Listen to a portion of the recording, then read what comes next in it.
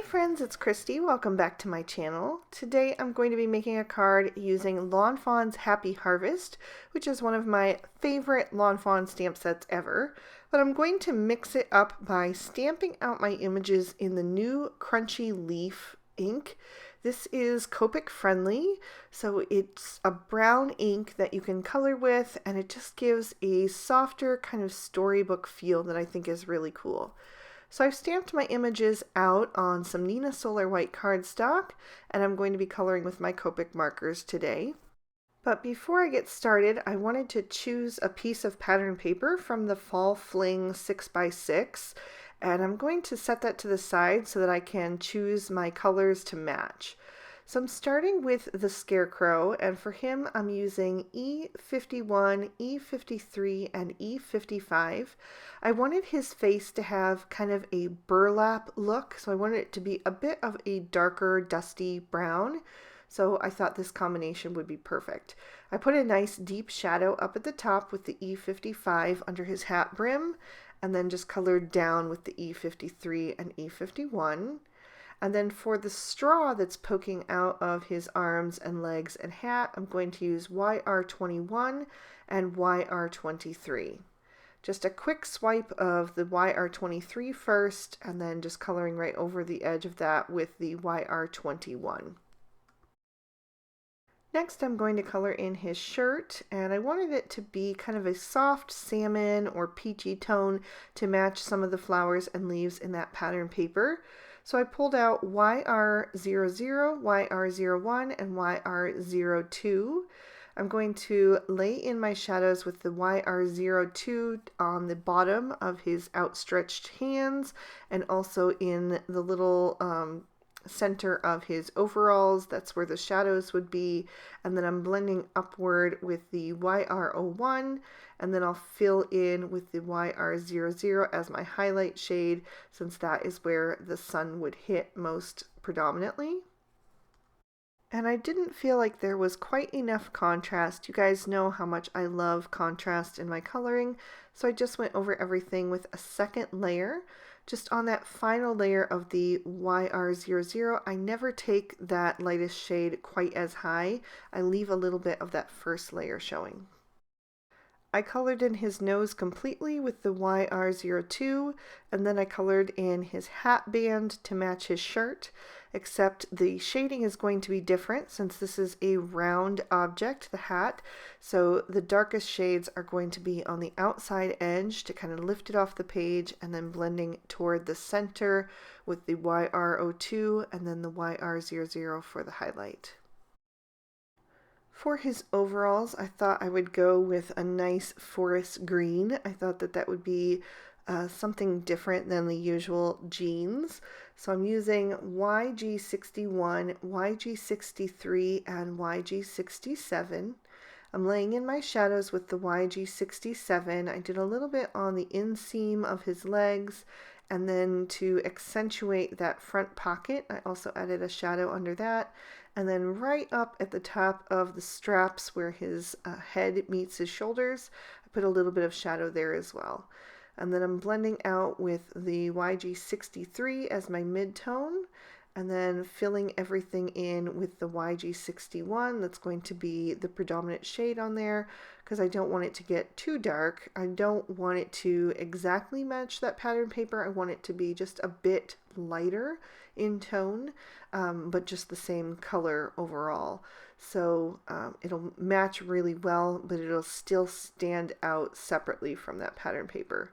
And once again, I did do a double layer of all of those shades just to really help with the contrast and also with the blend.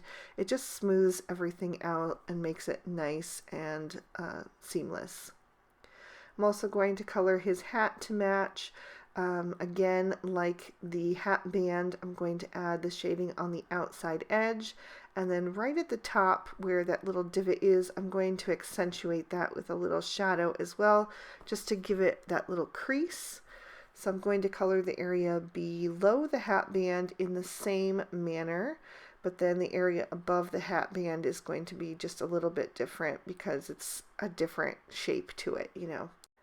And you can already see how the coloring against that brown outline really transforms the images and gives them a really different soft look, like I mentioned at the beginning.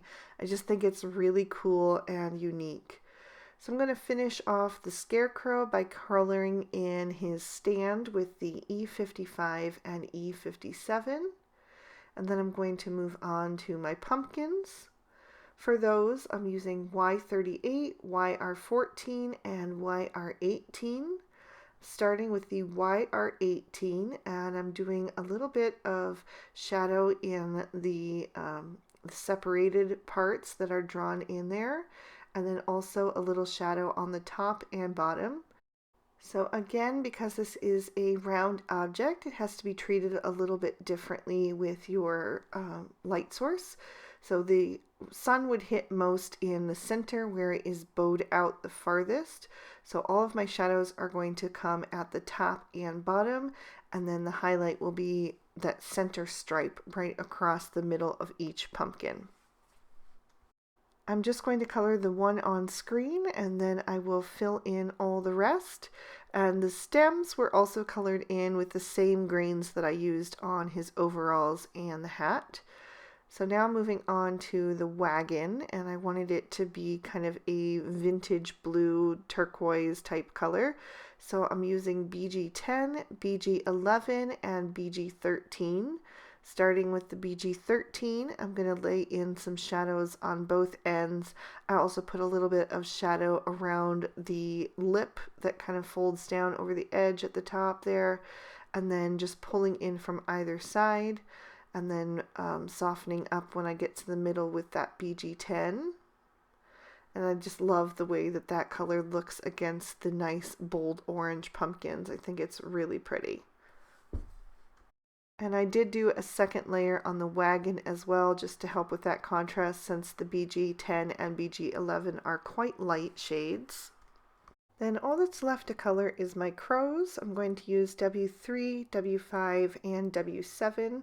I still wanted them to look, black, but I didn't want it to be too dark against that light brown ink. I want to keep with that softer look. So I just was really sparing with that W7, and then I'm blending out with the W5 and saving the majority of their body for the W3. A little bit of their features are going to get lost, so I will go back in the end and just make that eye especially a little bit more visible so that they don't look, featureless. But I made sure to really blend over with that W3 and make sure that they stay nice and light. And then I used the YR21 and YR23 for the beaks. And then I wanted to go over the eyes to just bring them back to life a bit, but I thought the black gel pen that I usually use would be too stark.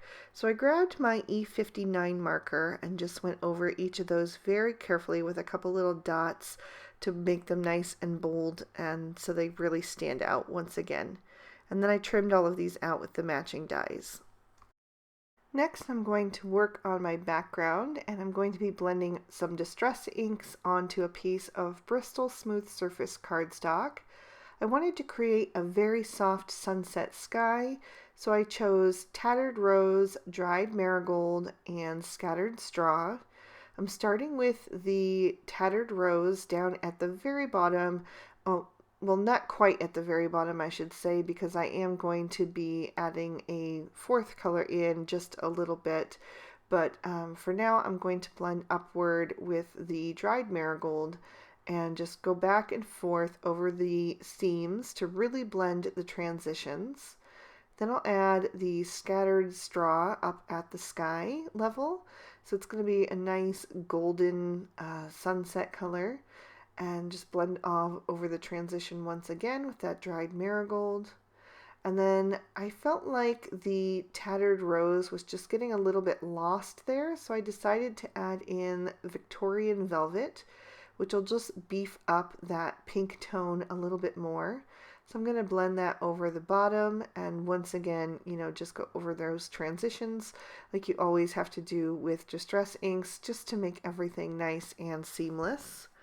Then I'm going to grab some perfect pearls in the color bronze, and I'm going to use the back of a paintbrush to just put a little bit out on my craft mat. Then I'll grab my Tim Holtz distress sprayer and add a bit of water to that and mix it up with my paintbrush.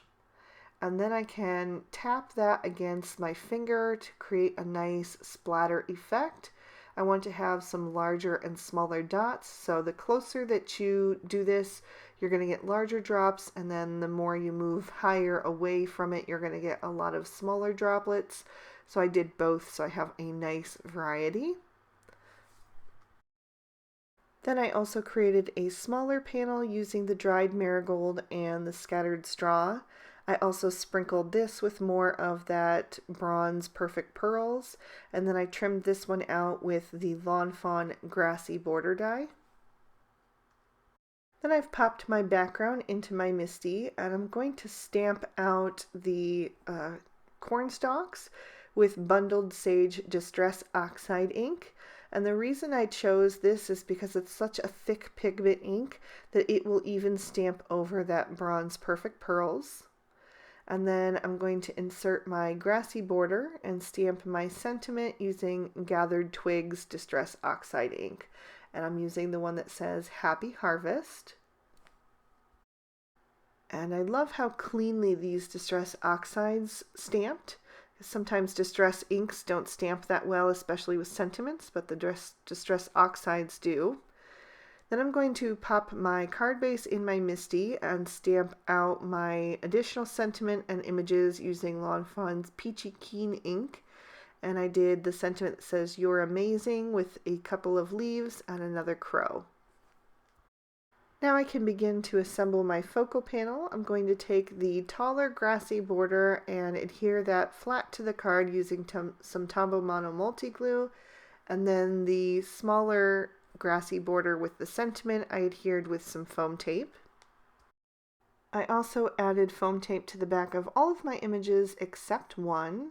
First I'm going to take the wagon with the pumpkin, since that's the largest image, and stick that down in between the two layers of grass.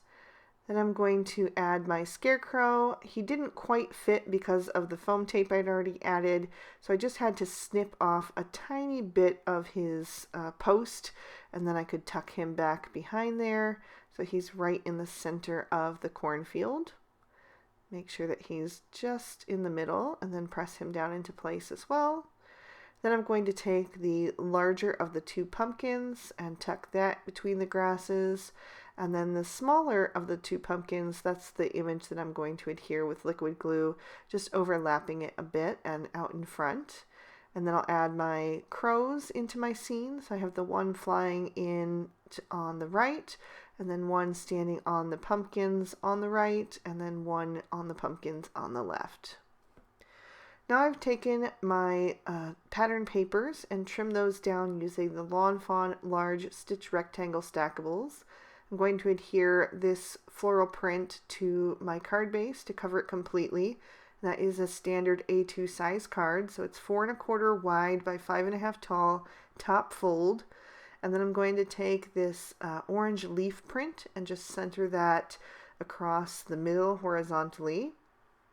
I've added some foam tape to the back of my focal panel, so I'll just peel off the release papers and then line that up in the middle as well and press that down into place. And that is going to complete my card for today. I considered adding some embellishments, but I thought it would detract from that soft storybook look, and so I decided to leave it as is. So there was another peek at the inside and an up-close look at all that detail. And I hope you guys enjoyed. If you did, please be sure to give the video a thumbs up, and you can leave me a comment down below. I'd love to hear how you thought about this softer look and the crunchy leaf ink, if that's something that interests you or not. And yeah, if you'd like to subscribe, I invite you to do that. And if you'd like to keep on watching, here's 2 extra videos I thought you might also be interested in.